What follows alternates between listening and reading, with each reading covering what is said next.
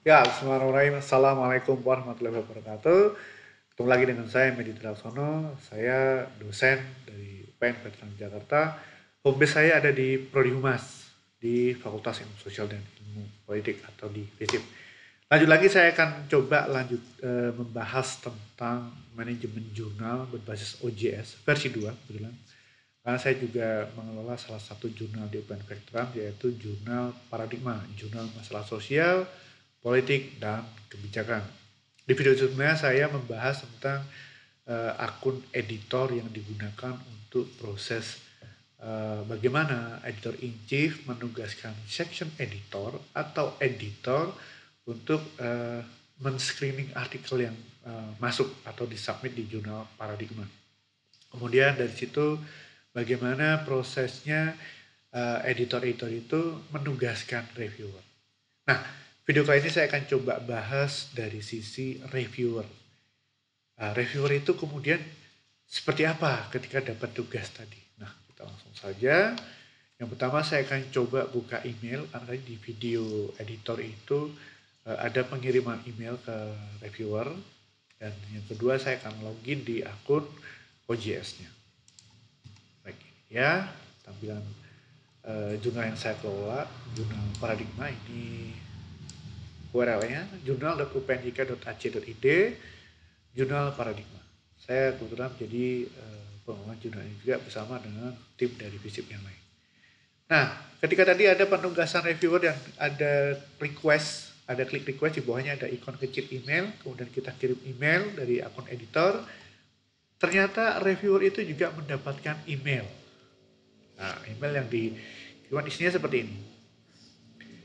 Paradigma, dan sesuai yang tadi di body copy tadi, ada subjeknya adalah artikel review request. Kita coba saja buka. Nah, seperti ini, sama persis. Judulnya ini tadi artikelnya, yang tadi kita coba gunakan. Submission URL-nya ini, the review itself is due. Ini keterangannya seperti ini. Nah, maka saya akan coba login.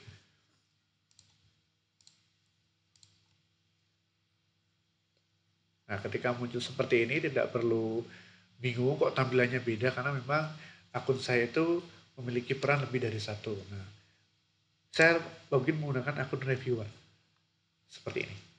Nah, ketika menggunakan akun yang perannya reviewer, langsung otomatis muncul di tampilan awal tuh dashboardnya dihadapkan kepada tugas untuk mereview sebuah artikel. Hanya ada dua menu, aktif dan archive. Nah, ini dia, assign tanggal sekian, kemudian judulnya ini, sectionnya di hubungan masyarakat. Do-nya ini dan reviewer-nya yang pertama tadi.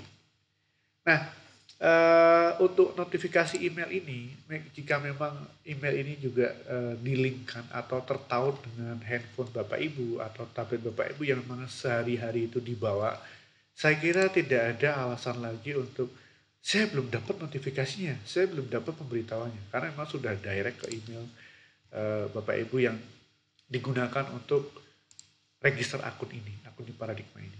Nah, terbukti di sini ketika saya menjadi reviewer, misalkan ada notifikasi email masuk untuk artikel review request. Sebuah tanda untuk saya harus segera mereview sebuah artikel yang disubmit. Ini dia. Apa yang harus dilakukan? Kita klik saja. Nah, seperti ini. Ada metadata umum biasa. Ada email untuk editornya jika memang membutuhkan. Klik view metadata jika memang perlu melihat secara detail. Nah, ini dari sisi autornya. Ini yang isi autor biasanya. Baik, kembali lagi. Nah,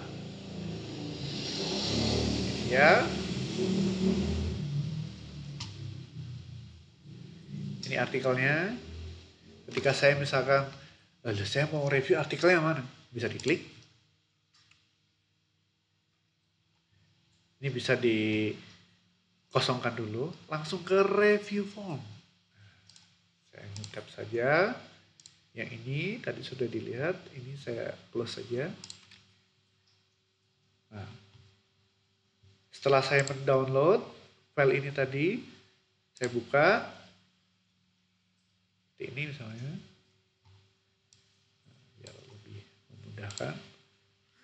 Baik, jadi saya sambil buka form review, kemudian saya buka artikelnya. Jadi untuk memudahkan saja. Tapi teknisnya monggo itu kembali ke Bapak Ibu dan rekan-rekan pengelola jurnal.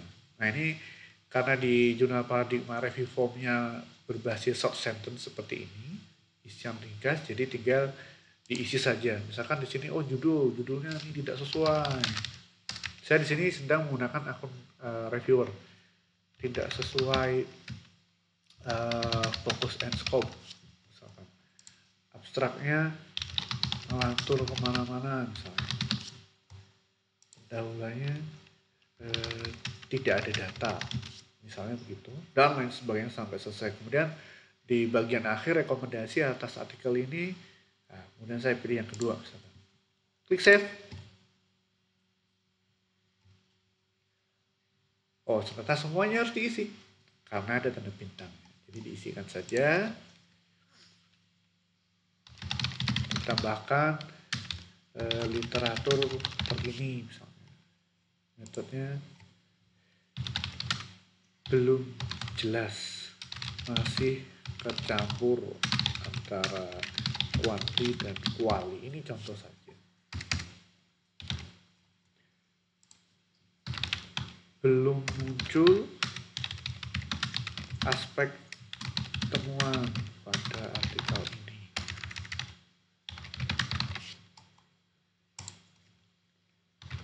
Kesimpulan tidak sesuai dengan hasil atau temuan penelitian. Terlalu banyak menggunakan literatur internet misalkan begitu. Literatur internet. Nah ini contoh saja, karena harus diisi semuanya. Ini pura-puranya saya menjadi reviewer yang sangar, yang ganas gitu, pura-puranya begitu. Cuman saya dengan baik hati mencoba pilihan diterima tapi dengan revisi atau perbaikan. Kita klik save. Nah, otomatis akan kembali ke halaman ini. Tapi sudah muncul, sudah dikirimkan form reviewnya tadi. Nah ini juga bisa ketika ini misalkan saya artikelnya sudah saya coret-coret, misalkan misalkan saya kasih komen, saya coba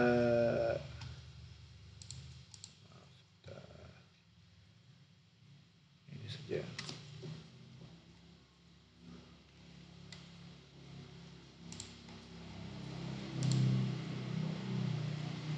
Saya menggunakan ini saja biar lebih kelihatan sangar pura-puranya. Oke, misalkan saja ini, mohon dicek kembali artikelnya karena masih banyak yang tidak related dengan judul artikel. Nah ini contoh saja, tapi fakta nyatanya nanti kan bisa di blog, insert komen dan lain sebagainya, atau ditulis langsung seperti ini. Itu udah ada masalah, itu hanya teknis, kembali ke Bapak Ibu dan rekan-rekan semuanya. Kemudian ini misalkan saya otak-atik pura-puranya, saya kasih tulisan merah, kemudian saya save, Ctrl S saja. Ini, nah saya upload kembali.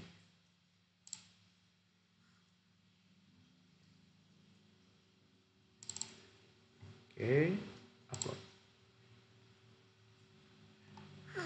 Nah, ini dia. Tadi sudah menggunakan form review, sudah saya coba coret-coret. Nah, rekomendasinya seperti apa? Kita coba revision required. Klik.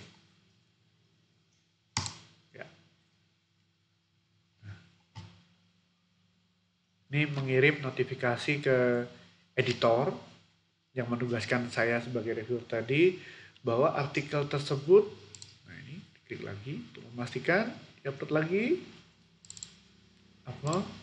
Artikel tersebut bisa diterbitkan, tapi autor harus melakukan revisi dulu. Editor akan sudah bisa mempertimbangkan hasil akhirnya seperti apa. Klik saja send.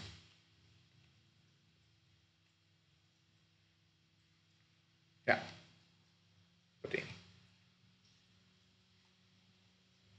Ini ada di bagian bawah. Ini bagian tadi penugasan. Di bagian bawah sudah dikasih juga reviewer guideline. Ini yang menjadi panduan reviewer terkait dengan misalnya bagaimana menjaga objektivitas dan lain sebagainya. Nah, ini dia. Ini ada poin-poinnya. Nah, jika sudah, maka akan kita lihat lagi. Nah, ini saya coba besarkan. Ini dia. Menjadi kosong. Sudah tidak ada no submission. Karena tadi saya begitu login, tampilan awal langsung dihadapkan kepada artikel yang harus saya review. Begitu sudah saya klik dan saya lakukan prosesnya, maka kosong semuanya. Apakah ada di arsip? Kita coba cek.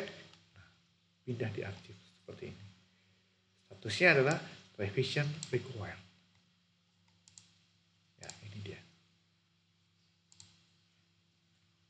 Nah, begitu nih Bapak Ibu dan rekan-rekan bagaimana proses reviewer untuk mencoba dapat notifikasi dari editor, kemudian harus segera login ke portal OJS-nya untuk melakukan tahapan-tahapan reviewingnya agar penulis juga tidak terlalu lama menunggu bagaimana status artikel saya mau narik bagaimana, atau ini diterima nggak ya, dipublikasikan nggak ya, karena saya butuh dan lain sebagainya.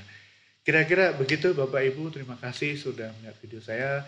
Insya Allah nanti akan saya coba buatkan video lagi dari sisi autornya. Dari editor tadi sudah, kemarin dari autor untuk submit, kemudian ada editor, sampai penugasan reviewer, dan di video ini tentang reviewer. Dan nanti saya akan coba buatkan video tentang autornya itu bagaimana setelah reviewernya itu memberikan penilaian. Terima kasih. Assalamualaikum warahmatullahi wabarakatuh.